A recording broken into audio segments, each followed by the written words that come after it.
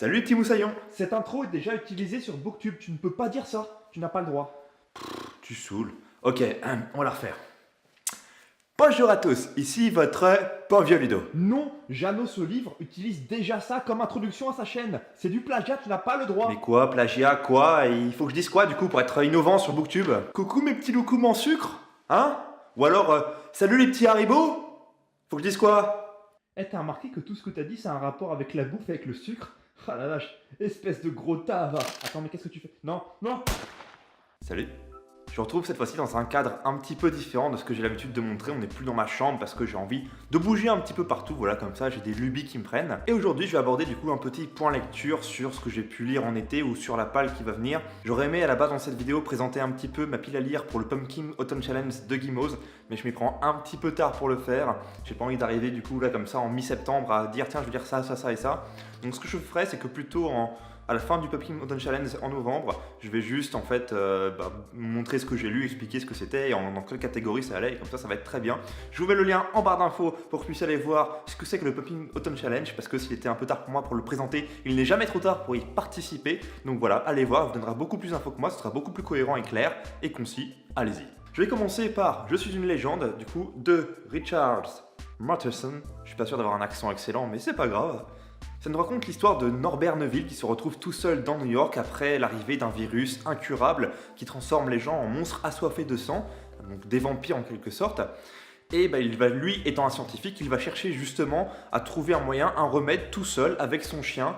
Alors il faut quand même prendre en compte que le livre est radicalement différent du film sur plein de points. Neville n'est pas un combattant, il n'a pas un arsenal avec plein de fusils d'assaut et de snipers dans son stock.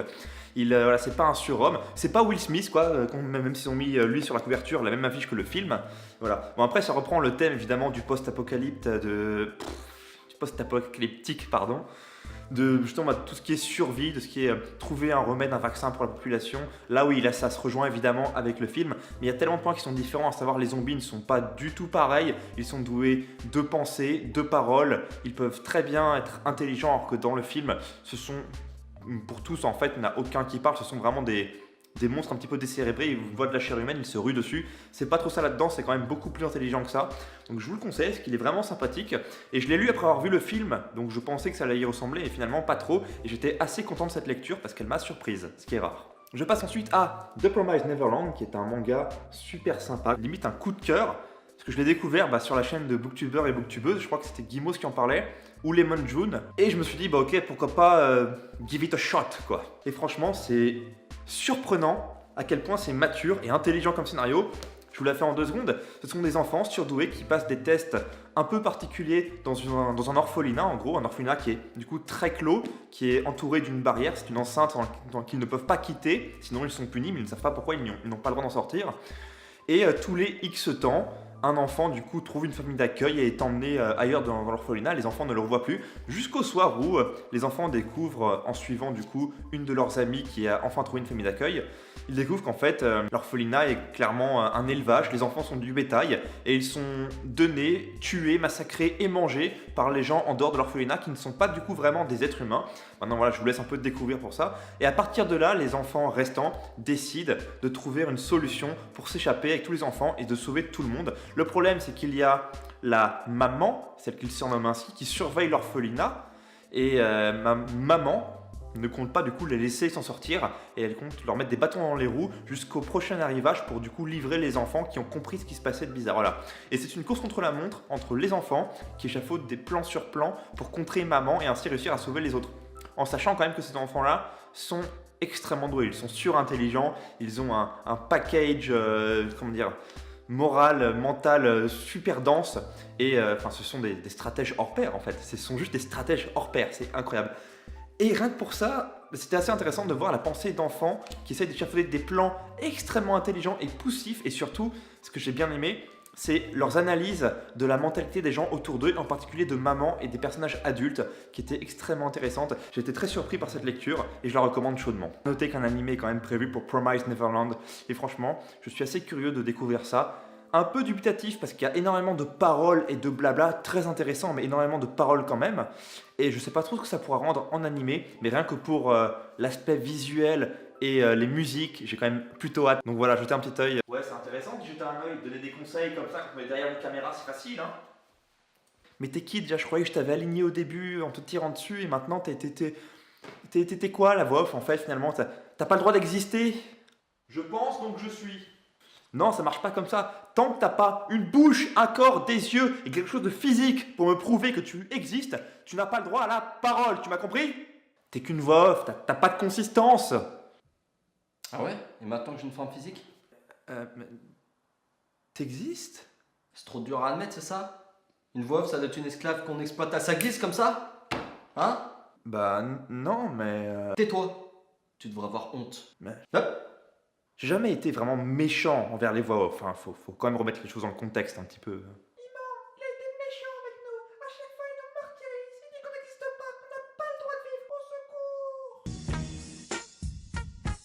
Hey la voix off, ta voix elle est nulle.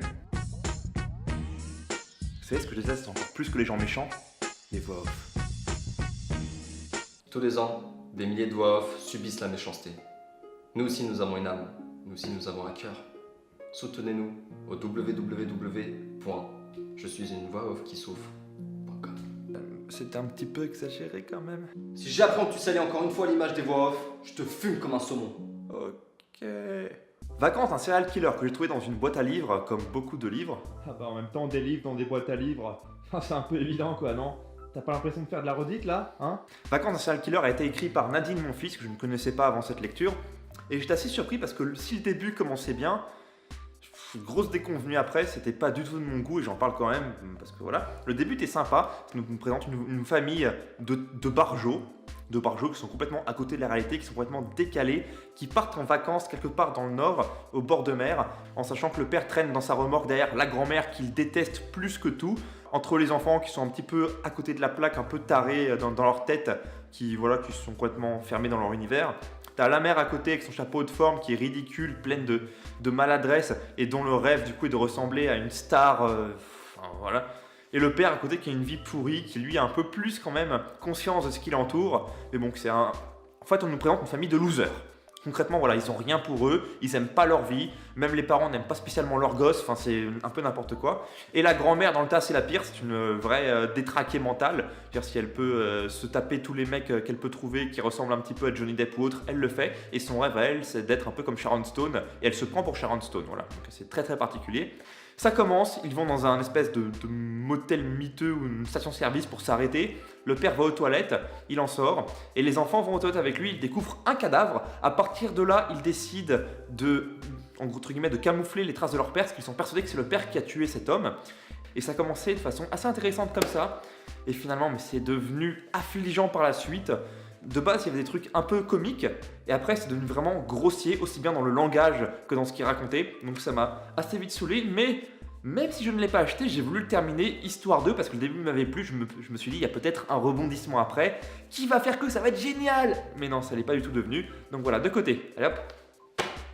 Terry Pratchett, Les Petits Dieux, ça fait partie de la saga des Annales du Disque Monde. Les Petits Dieux racontent l'histoire d'un jeune homme, Frangin, qui travaille dans une cité-citadelle, dans un pays monothéiste qui est extrêmement raciste, expansionniste, et qui a des visées d'annexion sur les pays voisins, parce qu'ils n'ont pas la même religion qu'eux.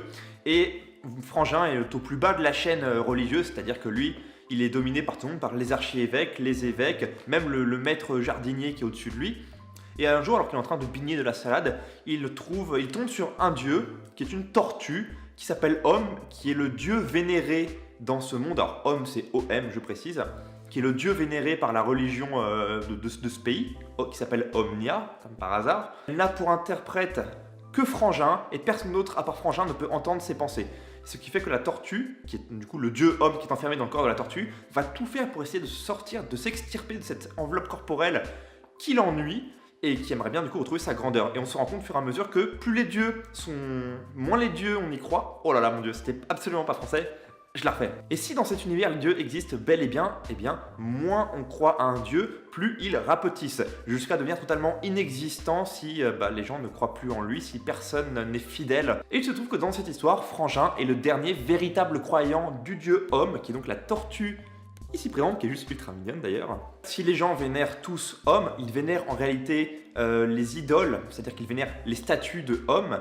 Ils vénèrent du coup les hauts religieux qui sont les inquisiteurs qui torturent tout le monde pour dire croyez en notre Dieu, croyez en notre Dieu. Sauf qu'à force, ils ont plus peur des religieux que du Dieu lui-même. Du coup, le Dieu n'a plus aucun poids, il devient tout petit dans ce corps de tortue et voilà. C'est une énorme critique de la religion catholique et surtout de la religion en général. Mais voilà, très intéressant dans ces thématiques, dans ce qui est abordé et dans le sujet de la religion et dans notamment la manipulation des masses par rapport à une déité. Je trouve ça super intéressant. Voilà, je vous le conseille chaudement. Le Roi des Fauves d'Aurélie Wellenstein. Donc le Roi des Fauves, je ne sais pas si vous connaissez un petit peu l'univers, c'est toujours dans des milieux un petit peu sombres, Aurélie Wellenstein. J'avais déjà présenté le Dieu Oiseau que j'avais adoré, mais j'ai encore préféré le Roi des Fauves au Dieu Oiseau et il aurait mérité une vidéo à lui seul, mais je ne l'ai pas faite parce que je voulais tout présenter maintenant. Nous sommes dans la peau du coup d'Ivar, de Kaya et d'Oswald, qui sont 3 jeunes gens qui commettent, le crime impardonnable de braconner sur les terres du Jarl. Alors ça se passe souvent dans un univers un petit peu nordique quand même, tout ce qui est Aurélie Wellenstein, je trouve, de ce que j'en ai lu pour l'instant. Ils braconnent sur les terres du Jarl et pour ça ils se font choper parce qu'il y a une famine évidemment, les habitants, les paysans n'ont rien du tout à bouffer pendant que les hauts placés ont tout ce qu'il faut sous la main mais ils ne partagent rien avec ceux en dessous. Un classique j'ai envie de dire mais qui est malheureusement tristement vrai dans plein de cas même encore aujourd'hui. Ils se font choper et ils subissent le pire des châtiments, c'est-à-dire on les condamne à devenir des berserkirs. Les berserkirs sont des humains qui subissent une métamorphose extrêmement douloureuse pour se devenir un animal immense, très puissant. Ça peut être un ours, un loup, quoi que ce soit, qui sera asservi par le Jarl, qui lui donnera des ordres et l'animal obéira en sachant qu'on leur met sur le corps des plaques runiques qui leur brûlent la peau, qui font cloquer leur peau tellement c'est chaud, à longueur de temps pour les torturer tout le temps et du coup les animaux sont obligés d'obéir, obligés. Et c'est atroce et on les met dans une espèce de, pas d'arène mais une espèce d'enclos naturel immense qui fait des centaines d'hectares et on les laisse là une semaine, c'est-à-dire le temps que dure leur métamorphose. Et les 3 enfants se retrouvent là avec d'autres condamnés à mort qui ont aussi été condamnés à devenir des berserkirs. On leur a fait avaler juste avant ce qui s'appelle un lering, donc c'est un verre qu'on met dans un entonnoir dans la bouche, le verre entre dans le corps, il se loge là ici dans l'estomac, il y reste, et c'est le lering qui, à force de grandir dans le ventre, va faire transformer les gens et va les rendre réceptifs aux paroles du Jarl. Donc voilà, et on suit l'aventure de ces 3 enfants qui veulent se sortir de là, et j'étais très content parce que la lecture est d'un sombre et d'un glauque que j'ai rarement lu dans des livres comme ça quand même.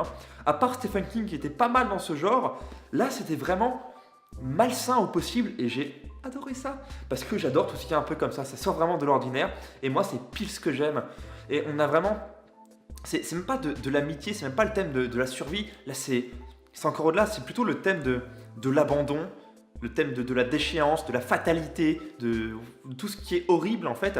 Il n'y a pas beaucoup de notes positives dans ce livre et à vrai dire si certains pour trouver la fin mi-figue mi-raisin ou un peu du coup grise, moi je l'ai trouvé pareil justement, assez grise malgré une petite note un peu positive, mais l'ensemble est carrément pas positif dans l'histoire. J'ai adoré le livre, mais l'ensemble, pour les personnages, c'est pas positif, c'est jamais joyeux, c'est horrible comme histoire, et j'ai adoré. Zalim, que j'ai commencé il y a pas longtemps à lire, qui raconte l'histoire d'une jeune femme qui reçoit en elle le démon, c'est-à-dire Zalim justement. Il y a une guerre entre 2 pays qui perdure depuis des siècles et des siècles. Et à chaque fois qu'un des 2 pays est dans la mouise, eh bien, il fait appel à ce démon qui prend possession du corps d'une personne. Et cette personne a des pouvoirs phénoménaux et elle est contrôlée par le démon. Et c'est assez incroyable. Le début était vraiment pas mal. Le problème que j'ai eu avec ça, c'est que il y a des moments que j'ai trouvé top et des moments jusque-là que j'ai trouvé très moyen. J'ai pas tout lu, je me suis arrêté environ une centaine de pages, 120 pages. Je vais continuer la lecture parce que c'est Karina Rosenfeld qui l'a écrit et aux Imaginales, je l'ai trouvé d'une adorabilité assez rare. Donc pour ça, j'ai envie de le continuer. L'univers trouvé est vraiment sympathique et original sur certains aspects même. Donc voilà, Zalim, affaire à suivre. J'ai commencé il y a quelques jours notamment La Porte des Abysses, qui est vraiment super sympa. Le cycle d'Alamander d'Alexis Flamand, que j'ai pu voir aussi aux Imaginales. C'est quand même un bon petit pavé, mine de rien, on va pas se dire qu'il y a genre 500-600 pages.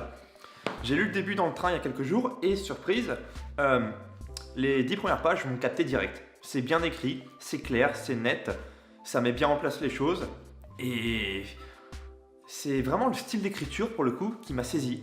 J'étais assez conquis par ça. Donc j'attends, c'est vraiment... J'en sais pas beaucoup sur l'histoire, du coup je pourrais pas vraiment vous raconter, surtout que c'est encore vague sur pas mal de points, mais rien que pour le peu que j'ai lu, je vais dire que je le recommande. Donc je vais continuer cette lecture-ci et vous dire à terme ce que ce sera. Et je vais aussi aborder maintenant l'autre tome, enfin livre plutôt, qui m'a donné envie, c'est ceci. Donc c'est Planète, qu'en plus j'ai le loisir de vous montrer à l'envers. Voilà, là on n'est pas mieux là, hein? Donc c'est un manga qui se déroule dans l'espace. On suit une équipe de choc qui est là du coup pour enlever tous les débris qui gravitent autour de la Terre. Et le but évidemment salutaire, à cette époque-là la conquête spatiale a déjà démarré, des planètes ont déjà été prises si j'ai bien compris. Ça se passe en 2079, donc dans le futur, mais on voit clairement que c'est beaucoup plus évolué et avancé que ce que nous on aura réellement en 79. On a encore envie d'ici là. Donc voilà. Et puis les dessins, franchement, sont assez beaux, assez évocateurs. J'adore ce genre de choses. C'est des espèces de contemplation du vide qui fait presque plaisir. Enfin, ça m'évoque vraiment le calme. C'est quelque chose dont j'ai besoin quand je lis, quand je fais des vidéos, quand je joue à des jeux. C'est d'avoir une ambiance, une atmosphère particulière. Et là, en l'occurrence, l'atmosphère, le mot est bien choisi, est vraiment calme. Tu as l'impression d'être en apesanteur en même temps que tu lis. Et c'est parfaitement ce que je recherchais. Et c'est super, c'est de Makoto Yukirama, que je ne connaissais pas avant. Et c'est Lemon June qui m'a donné envie de le prendre. Et pour le peu que j'ai pu lire, je le trouve super. En tout cas, je vous souhaite à toutes et à tous une excellente journée. Je vous dis à bientôt, je vous fais des gros bisous. N'hésitez pas à partager la vidéo si vous avez bien aimé, ou à vous abonner, ou à faire connaître à vos amis si vous voulez qu'ils connaissent ça. Dans tous les cas, eh bien, m'a fait plaisir de faire une petite vidéo, ça faisait longtemps. J'aurai un peu plus de temps maintenant, vu que j'ai enfin terminé l'écriture de mon roman, que ça a été envoyé à l'éditeur.